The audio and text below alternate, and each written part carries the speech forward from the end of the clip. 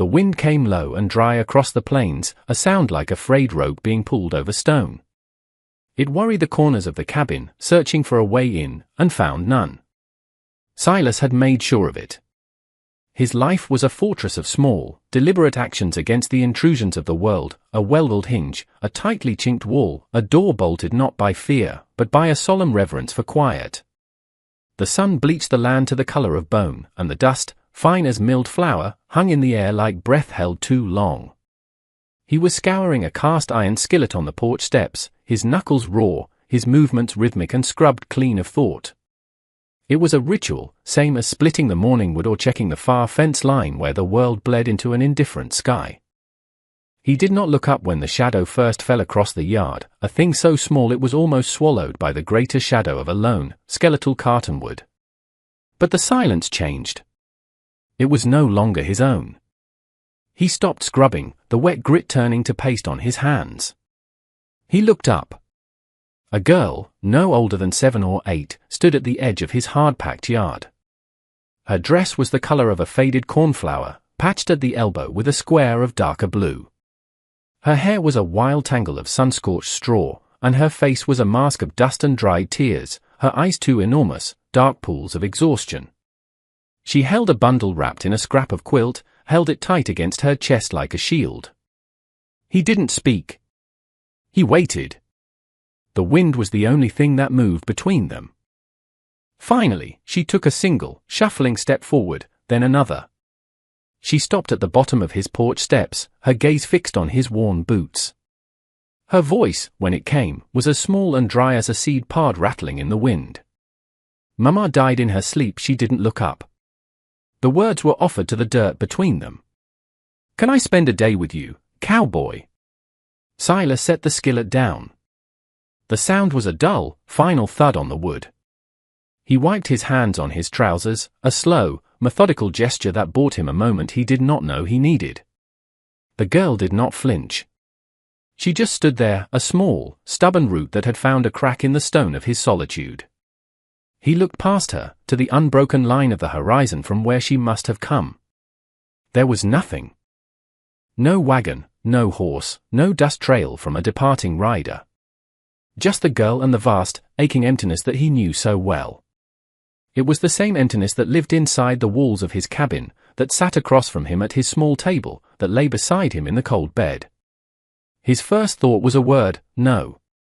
It was a word he had practiced, had perfected. It was the foundation of the quiet life he had built from the ruins of another. He was not a man for children. He was not a man for company. He was a man for whom the past was a more present companion than any living soul could be. He looked at her again, at the way her small hands gripped the bundled quilt, the knuckles white with strain. He saw the tremor in her chin she was trying so hard to control. He saw the grief, raw and new, a thing he recognized as one might recognize his own reflection in a dark window. He didn't ask her name. He didn't ask where she was from or how she had come to be here. The questions were heavy, and he had no room for more weight. He stood up, the joints in his knees cracking a protest. He turned and unlatched the door to the cabin, pushing it open into the dim, cool interior. He didn't look back at her. He simply held the door and waited. For a long moment, she remained frozen on the spot. Then, with a soft shuffle of worn leather soles on dirt, she climbed the 2 steps and slipped past him into the shadows of the house. He closed the door, and the sound of the latch clicking into place was different this time. It wasn't locking the world out. It was locking it in. The cabin was a single room, clean to the point of being sterile. A stone hearth, swept clean of ash, stood cold against one wall. A narrow cot was made with military precision. A rough-hewn table and 2 chairs stood in the center, their surfaces scrubbed bare. There was no clutter. No photograph, no stray book, no sign of a life lived with ease. The only evidence of a past was a closed door on the far wall, a door he never opened. The girl stood just inside, her small form silhouetted against the bright rectangle of the window. She watched him as he moved to the water bucket, his motions economical and sure. He ladled water into a tin cup and held it out to her. She took it with both hands, her fingers barely brushing his. She drank slowly, her throat working. He saw the clean lines the water made through the dust on her chin. When she was finished, she held the cup out and he took it. He broke a piece of bread from a loaf on the counter and gave it to her. She ate it in the same slow, serious way she had drunk the water. No word was spoken. The silence was thick with questions that neither of them would ask. He went about his chores, and she became his shadow. He oiled the leather of his saddle, and she sat on the floor nearby, tracing patterns in the dust with her finger. He split firewood out back, the rhythmic crack of the axe the only sound, and she watched from the doorway, her small face unreadable. She did not wander. She did not explore. She stayed within the small circle of his presence, as if he were a fire she needed for warmth. He was acutely aware of her, of the soft sound of her breathing, of the way her gaze followed him. It was an intrusion, a violation of the carefully constructed emptiness he called peace. Yet, it was not unwelcome. It was a disturbance, like a stone dropped into a still pond, and he found himself watching the ripples spread, a feeling akin to a painful, thawing curiosity. Night fell not as a blanket but as a slow tide of ink rising from the earth. The horizon softened, then dissolved. Silas lit a single lantern, and its glow pushed the shadows into the corners of the cabin, making the small space feel both intimate and vast. The question of the passing day hung in the air. A day she had asked for. The day was done. He prepared a meal of beans and salted pork, the smell filling the quiet room. He set 2 plates on the table, the second one an unfamiliar gesture.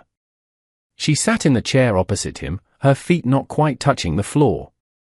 They ate in silence, the scrape of spoons against tin the only conversation.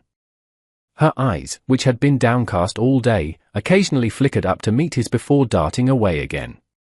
He saw not fear in them, but a deep, watchful intelligence. She was learning him, the way a lost animal learns the sounds and smells of a new territory. When the meal was over, he took the plates. He did not tell her to go. He did not know how. The thought of sending her back out into that immense, dark wilderness was impossible. It felt like a betrayal of a promise he hadn't realized he'd made. He went to a wooden chest at the foot of his cot and pulled out a thick wool blanket and a canvas bedroll. He spread them on the floor near the hearth, the warmest part of the room. The blanket was old, its edges frayed, and it carried a faint, lingering scent of lavender and wood smoke, a ghost of a memory he tried to keep buried. He laid it down and smoothed it with his palm, his touch lingering for a second too long. He looked at the girl. "Here," he said. It was the first word he had spoken to her since letting her in.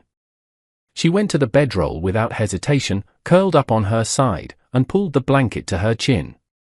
He banked the fire in the hearth, leaving just enough embers to fight the night's chill. He lay on his own cot, his back to her, and listened. He listened for the sound of weeping, but none came.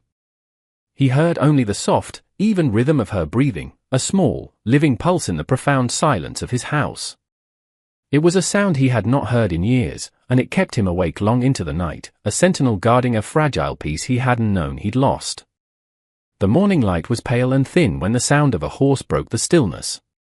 It was a purposeful sound, not the slow amble of a stray. Silas was already awake. He stood from his cot and looked out the window. Sheriff Cole was dismounting, his form stark against the washed-out sky. His presence felt like a violation, a heavy hand on a fragile thing. Silas pulled on his boots and stepped outside, closing the cabin door softly behind him. He met the sheriff in the yard. Cole was a big man, his face weathered and etched with the certainty of his own authority.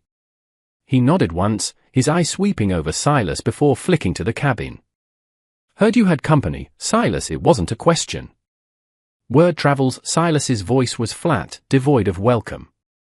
Cole's gaze was hard, judgmental. The whole town knew of Silas. They knew of the silence that had fallen over his homestead 3 years ago, of the wife and child buried on the rise behind the house. They saw his grief not as a private sorrow but as a public oddity, a thing to be whispered about. "A girl," Cole stated, his thumb hooked in his belt. "They say she just walked up." Silas said nothing. He stood his ground, a wall of quiet refusal. Folks are concerned, the sheriff continued, his tone implying that folks and he were one and the same. A man like you. Alone out here. It ain't right, her being with you. From inside the cabin, there was a faint rustle. The door creaked open a few inches, and a small, wary face peeked out. Ilara. She saw the sheriff's imposing figure and shrank back, her eyes wide. She moved to stand behind Silas, her small hand gripping the back of his worn trousers. The gesture was so small, so instinctive, but it sent a jolt through him. It was an act of claiming. Cole's eyes narrowed, taking in the scene. The reclusive, broken man and the lost child. It was a picture that fed every suspicion the town held. She needs to be with her people. Or with the church, Cole said, his voice taking on an official edge. She can't stay here. Silas looked down at the top of the girl's head, at the tangled straw-colored hair. He felt the trust in her grip. He looked back at the sheriff, his own gaze as unyielding as the hardpan earth beneath his feet. She's with me, he said, the words tasting strange and solid in his mouth. Cole spat a stream of tobacco juice into the dust. This ain't over, Silas. The town won't stand for it. He mounted his horse, gave one last, long look of disapproval, and rode away, leaving a cloud of dust and unspoken threats hanging in the air. After the sheriff left, a new kind of quiet settled over the homestead. It was no longer just empty, it was defiant. They were a small island in a sea of disapproval. Silas went back to his work, his movements more deliberate than ever, as if to prove that nothing had changed. But everything had. The girl, Ilara, stayed closer than before. She followed him to the small barn where he kept his single mare, watching as he forked hay into the manger. Her silence was not empty, it was absorbent. She was taking everything in. While he worked, her eyes fell upon a small workbench in the corner, covered in a thin layer of dust. On it sat a block of pine, half-carved. It was the shape of a bird, its head tilted, one wing beautifully rendered with delicate, feathered detail. The other wing was a rough, unfinished blank.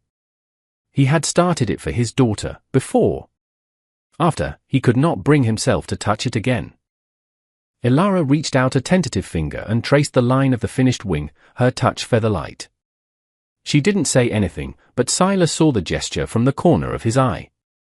It was a touch that acknowledged the unspoken history of the room.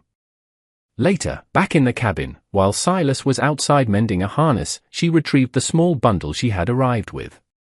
From it, she took a needle and a spool of black thread. She sat by the hearth, just as he had sat by his workbench, and began to mend the patch on her own dress. Her stitches were small and uneven, but they were determined. She worked with a focused gravity that mirrored his own. When Silas came back inside, the smell of rain on his clothes, he saw her. He saw the needle flashing in the lantern light, the look of intense concentration on her small face. He saw the small, imperfect repair she was making, an act of holding herself together. He stopped in the doorway and watched for a long moment. An unspoken understanding passed between them. They were both menders of broken things. He nodded once, a gesture so slight she might have missed it, and went to the hearth to build up the fire. The storm that had been threatening all day finally broke that night. Rain lashed against the roof, and the wind howled around the corners of the cabin like a grieving animal.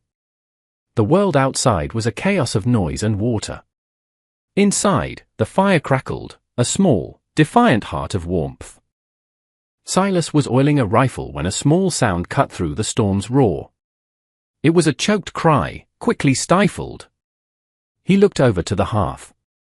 Ilara was sitting bolt upright in her bedroll, her eyes wide with a terror that had nothing to do with the thunder outside. She was trapped in a memory. He put the rifle down and crossed the room in 2 strides. He didn't touch her. He didn't speak. He simply knelt on the floor a few feet away, making himself a solid, steady presence in the turbulent dark. Her breathing was ragged, her small hands clenched into fists in the wool blanket. He waited. The storm in her slowly subsided, mirroring the one outside. The frantic fear in her eyes softened into a deep, liquid sorrow.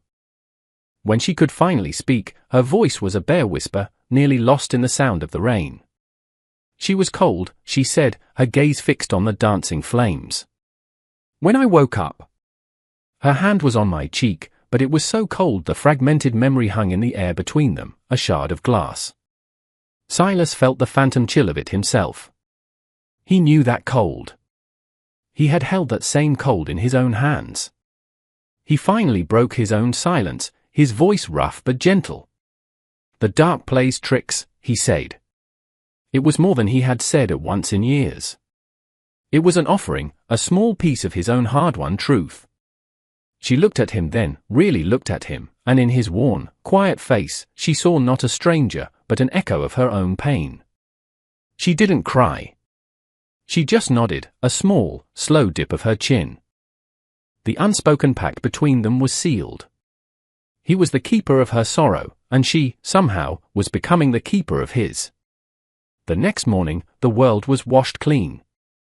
The rain had passed, leaving behind the smell of damp earth and a sky of impossible blue. The calm was broken when Silas went to the old hand pump for water. He worked the handle, but only a wheezing gasp of air and a rusty trickle answered. The well pipe was blocked or broken. It was more than an inconvenience, it was a threat to their fragile existence. He spent the entire day on the task. He pulled up the long iron pipe, section by section, his muscles straining. It was heavy, awkward work for one man. He laid the pieces out in the yard, searching for the problem. Ilara watched from the porch, her chin resting on her knees. She saw his growing frustration as the sun climbed high, beating down on his back. His movements, usually so calm and efficient, became sharper, edged with anger. He swore under his breath when a rusted bolt refused to turn. He was fighting more than a broken pump, he was fighting the relentless tendency of things to fall apart. In the afternoon, as he struggled to align two heavy sections of pipe, Ilara slid off the porch. She walked over to him, her bare feet silent in the damp dirt. She didn't say a word. She just picked up the heavy wrench that had slipped from his grasp and held it out to him. He stared at her for a moment, surprised. Then he nodded and took it. From that moment on, she was his partner. She passed him tools. She held a bolt steady while he tightened the nut. She wiped grease from his hands with a rag when he asked for it. Her presence was a quiet counterpoint to his frustration. As dusk began to settle, he gave the handle one final, desperate pump. There was a gurgle, a cough, and then a gush of clean, clear water spilled into the bucket. Silas straightened up, wiping sweat and grime from his forehead with the back of his arm. He looked at the flowing water, then at the girl. A small, rare smile touched the corner of his mouth. She smiled back, a real smile that lit up her dusty face. They had not just fixed a pump. They had built something together, a small victory against the entropy of the world. 2 days later, Sheriff Cole returned. He was not alone. Beside him on a placid mare sat a woman in a severe black dress, her hair pulled into a tight bun that seemed to pull her face taut with judgment. She was Mrs. Gable, the preacher's wife, a woman whose piety was a weapon she wielded with quiet pride. They rode into the yard like a verdict. Silas saw them coming and his body went still. He felt Ilara, who had been drawing in the dirt with a stick, press herself against his leg, her small body rigid. "Silas," Cole said, his voice holding a note of finality. "We've come for the girl. Mrs. Gable will see she's taken care of properly. The church has a place for orphans." And Mrs. Gable dismounted, her movement stiff. She approached Ilara with a smile that did not reach her eyes. "Come now, dear child," she said, her voice cloyingly sweet. "You'll be safe with us. We'll find you a good, Christian home." Ilara did not look at her. She tightened her grip on Silas's trousers, burying her face against his leg. Her defiance was absolute, a silent scream of refusal. Silas put a hand on her head, a gesture that was both protective and proprietary. He looked at Cole, then at the woman. He saw their world, a world of rules and proprieties and neatly filed sorrows. It was a world that had no place for a bond forged in silence and shared grief. He thought of the long, quiet days, the shared meals, the mended pump. He thought of the half-finished bird on his workbench. He had been a man hollowed out by loss, living in a shell. This small, silent girl had walked into the emptiness and, without trying, had begun to fill it. The thought of this place returning to its crushing silence was more than he could bear. He had lost one family to the caprice of fate. He would not lose this one to the judgment of others. He felt a resolve harden in his chest, solid and heavy as iron. He looked down at the top of Ilara's head, at the fierce, trembling loyalty in her small frame. The choice was not a choice at all. It was an inevitability, like a river finding its way to the sea. He raised his eyes to meet the sheriff's. His voice, when he spoke, was quiet but carried the weight of an oath. "She stays," Mrs. Gable gasped, a small, offended sound. "That is not your decision to make, sir. She is a child in need of moral guidance and a woman's care. She has care," Silas said, his gaze unwavering. Sheriff Cole shifted in his saddle, uneasy. He was a man of law, but he was also a man who understood the look in another man's eyes. He saw something in Silas he hadn't seen before, not the haunted grief of a hermit, but the unyielding purpose of a protector. "Silas, be reasonable," Cole tried, his tone softening slightly. "What can you offer her out here?" "This is no life for a child." Silas didn't answer the question directly. He didn't need to list the things he could offer. They were not things the sheriff or the preacher's wife could understand. He could offer silence that was safe, work that was honest, and a grief that was shared, not hidden. He could offer the unspoken promise that she would never wake up to find him gone. "She stays," he repeated, the words like stones dropped one by one. There was nothing more to say. Cole held his gaze for a long moment, then sighed, a sound of weary defeat.